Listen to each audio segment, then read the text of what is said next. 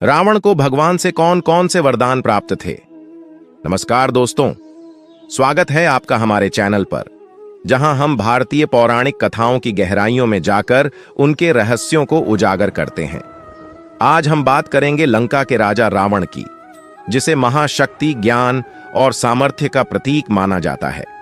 रावण को भगवानों से कई वरदान प्राप्त थे जो उसे एक अजेय योद्धा बनाते थे।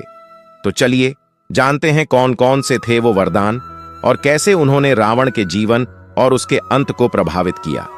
रावण, जिसे दशानन के नाम से भी जाना जाता है, रामायण के मुख्य खलनायक के रूप में उभरा है। वह लंका का राजा था और उसे ब्रह्मा जी के द्वारा दिए गए वरदानों के कारण अजेय माना जाता था। रावण न केवल एक महान योद्धा था, बल्कि वह वेदों का झाता, संगीतकार और शिव भक्त भी था। उसने कठोर तपस्या के माध्यम से अनेक देवताओं से वरदान प्राप्त किए थे, जो उसे अमृता की ओर ले जाते थे। रावण ने कठोर तपस्या करके ब्रह्मा जी को प्रसन्न किया और उनसे अमृता का वरदान मांगा। हालांकि ब्रह्मा जी ने उसे अमृता का वरदान नहीं दिया, परंतु उन्होंने उसे देवताओं, दानवों, राक्षसों और अन्य प्राणियों द्वारा अजेयता का वरदान दिया। इस वरदान के कारण रावण को केवल मनुष्य और वानर ही मार सकते थे, जिसका रावण ने कभी विचार नहीं किया था।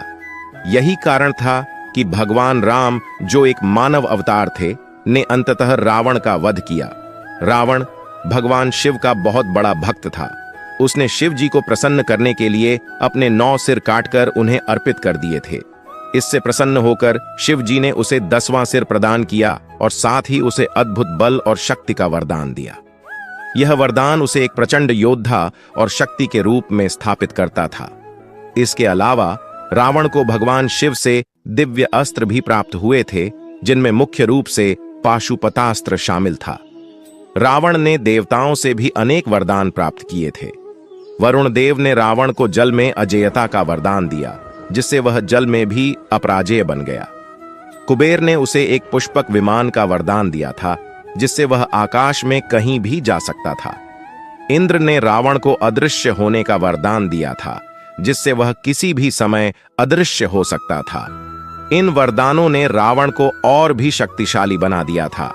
रावण को जो वरदान प्राप्त थे, उन्होंने उसे अपराजेय बना दिया था, लेकिन इन वरदानों का दुरुपयोग करने के कारण उसका पतन शुरू हो गया। उसने अपनी शक्ति का गलत इस्तेमाल किया और उसने सीता माता का हरण किया। यही उसका सबसे बड़ा अपराध था, जिसने उसके पतन की कहानी लिखी। भगवान राम ने वानरों की सेना के साथ मिलकर रावण का वध किया और उसके सभी वरदानों का अंत कर दिया। रावण को अनेक वरदान प्राप्त थे, जो उसे एक महान और अजेय योद्धा बनाते थे, लेकिन उन वरदानों का दुरुपयोग ही उसके पतन का कारण बना। यह हमें यह सिखाता है कि शक्ति का सही इस्तेमाल ही व्यक्ति को महान बनाता है। अगर आप हमारे वीडियो को पसंद करते हैं तो इसे लाइक, शेयर और सब्सक्राइब जरूर करें।